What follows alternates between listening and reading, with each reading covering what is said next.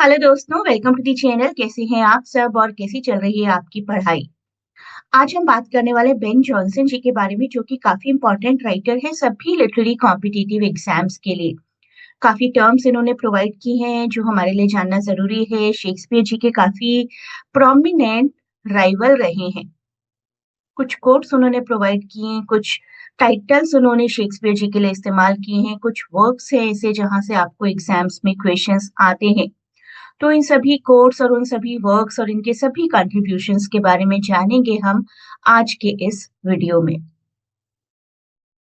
अपनी प्रिपरेशन को और स्ट्रेंथन करने के लिए आप सभी को मैं एडवाइस करूंगी ये टेलीग्राम चैनल ज्वाइन करना, जहां पर टाइम टू टाइम आपके इस एग्जाम्स के लिए टिप्स और सैम्पल पेपर्स प्रोवाइड किए जाएंगे। 60 क्वेश्चंस रहेंगे आपके ऑब्जेक्टिव 60 मार्क्स के, और 10 क्वेश्चंस रहेंगे आपके सब्जेक्टिव 40 मार्क्स के। ऑब्जेक्टिव के लिए 0.25 की नेगेटिव मार्किंग भी है, तो अच्छे से सोच विचार करके आपको अपने आंसर को टिक करना है। शेक्सपियर जी से इनकी काफी राइवलरी रहा करती थी। बेन जॉनसन जी के ही एक फ्रेंड विलियम ड्रमॉन्ट के थ्रू हमें काफी इंसिडेंट्स जानने को मिलते हैं, जहां पर Ben Jonson seems to be the great rival of Shakespeare. William Drummond ने हमें एक बार बताया था कि जॉनसन उन्हें क्रिटिसाइज किया करते थे उनके काफी प्लेस के लिए, स्पेसिफिकली जूलियस सीजर और द विंटर्स टेल के कई फैक्ट्स पसंद नहीं थे बेन जॉनसन को। Ben Jonson even used to say Shakespeare wanted art. Shakespeare ji को अभी आर्ट की, कला की, क्रिएटिविटी की और समझ की जरूरत है। Johnson was such a brilliant writer कि ड्राइडन जी ने भी अपने ऐसे ऑफ ड्रामेटिक पोजी में उन्हें कंपेयर किया है। जॉनसन को एशियंट राइटर वर्जिल से और शेक्सपियर को होमर से। एक ऐसा कंपैरिजन जिसने जॉनसन की आर्टिस्ट्री को, उनकी क्रिएटिविटी को बहुत एलिवेट कर दिया। जैकोबियन एरा में आपको पढ़ा चुकी हूँ। जैकोबियन एरा के बहुत ही ग्रेट राइटर थे, born 1572 and died 1637। Major writer of Jacobean era, as I told you. Not only a playwright but also poet and critic, and Shakespeare की वजह से काफी पॉपुलर थे। शेक्सपियर जी भी इनकी वजह से काफी पॉपुलर थे। Jonson was deeply respected for his classical learning and disciplined approach to drama. Contemporary रहे हैं शेक्सपियर जी के। बेन जॉनसन जी काफी हम्बल बैकग्राउंड से आते थे, काफी हार्डशिप्स रही हैं उनकी लाइफ में। He was educated eight Westminster school although, और उनकी एजुकेशन ही थी जिसने उनकी लाइफ को काफी शेप अप किया है। About 900 people educated at Westminster School are in the Oxford Dictionary of National Biography. काफी इंपॉर्टेंट स्कूल माना जाता है एलिजाबेथन एरा का। 1560 में it was founded by Elizabeth, queen Elizabeth. और काफी ऑड जॉब्स भी इन्होंने की हैं अपने टाइम पीरियड में। ब्रिकलेयर का काम किया है, एज अ सोल्जर भी इन्होंने काम किया है, और अपनी स्ट्रगल और अपनी लर्निंग के थ्रू ही वो इतने अच्छे, इतने फेमस राइटर बन पाए।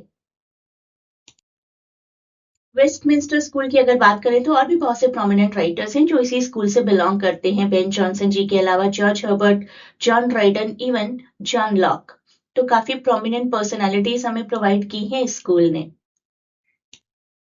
बहुत ही अच्छी फोर ह्यूमर थियरी इन्होंने हमें प्रोवाइड की, जिसके अकॉर्डिंग इन्होंने बताया कि according to ancient Greek medicine हमारा बिहेवियर हमारी बॉडी के 4 फ्लूइड्स पर डिपेंड करता है: blood, yellow bile, black bile and phlegm. अगर ब्लड का एक्सेस है तो we will be sanguine, that is cheerful and social. Yellow bile का एक्सेस है तो we will be choleric, ambitious and aggressive. Black bile का एक्सेस है तो मेलनकॉलिक हो जाएंगे, सीरियस और थॉटफुल हो जाएंगे। फ्लेम का एक्सेस है हमारी बॉडी में तो वी विल बी काम एंड अनइमोशनल। तो बैलेंस और डोमिनेंस इसके ऊपर डिपेंड करता है, हमारी बॉडी के फ्लूइड्स के ऊपर डिपेंड करता है कि हम किस तरीके की पर्सनैलिटी हैं और कैसा बिहेव करते हैं। Ancient Greek thinkers believed that the balance or dominance of these fluids determined a person's personality, a person's identity, a person's behavior. Jonson ji ने जब हमें ये थ्योरी प्रोवाइड की, he believed that human behaviour is actually shaped by one dominant trait. सबके साथ ऐसा ही है, आप अपने आसपास देख लीजिए। This idea still feels true today and a modern example is this series, Friends. हम यहाँ पर देखें तो जोई की personality is of sanguine type, fun-loving, emotional. Monica reflects a choleric humor, controlling and perfectionist. Ross fits into the melancholic temperament, emotional and overthinking. And Phoebe shows phlegmatic nature, calm and unconventional.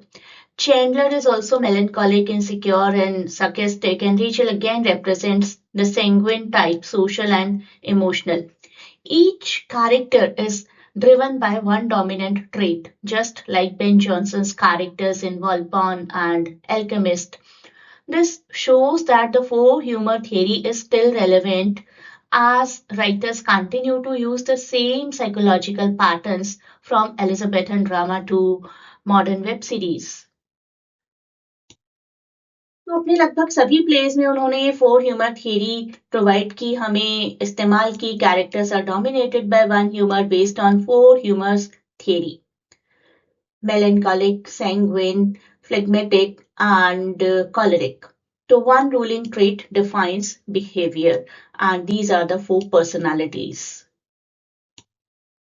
अब इनके कुछ important place की बात करते हैं. Every man in his humour 1598 का play है, बहुत ही सक्सेसफुल अर्ली कॉमेडी है उनके करियर की. ह्यूमर थियरी का उन्होंने क्लियरली इस्तेमाल किया है और दिस वाज द प्ले जिसकी वजह से उनकी एक रेपुटेशन बनी as a popular writer. So it is Ben Jonson's early comedy that introduces his famous theory of humors, and the play shows how each character is dominated by a single temperament: sanguine, choleric, melancholic, or phlegmatic. Ben Jonson ji masque के लिए भी काफी popular रहे हैं. Mask हुआ करते थे court entertainment plays, specifically King James one के सामने प्रेजेंट किए जाते थे. पोएट्री, म्यूजिक, डांस, स्पेक्टिकल, यानी कि दर्शकों को बहुत अच्छा लगे, कलरफुल रिप्रेजेंटेशन हो.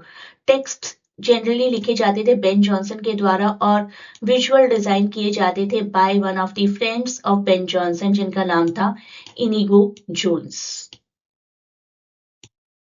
एक और प्ले है उनका जो काफी पॉपुलर है एंड दैट इज वर्ल्पॉन. 1606 का ये प्ले है. एक वेल्दी पर्सन है, वेल्दी वेनेटियन फॉक्स बेसिकली, जो कि प्रिटेंड करते हैं कि he is about to die और जिसकी वजह से लोग उन्हें फ्लैटर करके बहुत सारे गिफ्ट्स प्रोवाइड करें. मॉस का उनका मैनिपुलेटिव सर्वेंट है. Greed, deception, moral corruption, that is what the theme of the play is. एक और प्ले है उनका एल्केमिस्ट, जो कि ह्यूमन गिलेबिलिटी को बहुत अच्छे से पोर्ट्रे करता है. इसका मेरे पास एक डिटेल्ड वीडियो भी है, मैं आपको लिंक प्रोवाइड करूंगी डिस्क्रिप्शन में. फेस नाम का एक क्लेवर सर्वेंट है जो कि अपने मास्टर को ट्रिक करते हैं. सटल एक फेक एल्केमिस्ट हैं. डॉल कॉमन नाम की एक प्रोस्टिट्यूट हैं जो कि कॉन करने में फेस और सटल को हेल्प करती हैं. Fraud, human gullibility and it is a satire on social vices. तो किस तरीके से लोगों की ग्रीड का इस्तेमाल करके कॉन्स्टर्स कॉन कर सकते हैं, that has been shown here. अब बात करते हैं उनके एक और प्ले की, एपिक किंग, जिसका सबटाइटल था द साइलेंट विमेन. आपको ये भी आ सकता है एग्जाम में. There is a person named Morose who hates noise and women. Epicoene the titular character, the silent women. Satire है मैरिज पर और जेंडर रोल्स पर. तो एपिकिन basically mocks marriage and gender roles by exposing social hypocrisy and male authority in society. One more important play is Bartholomew Fair.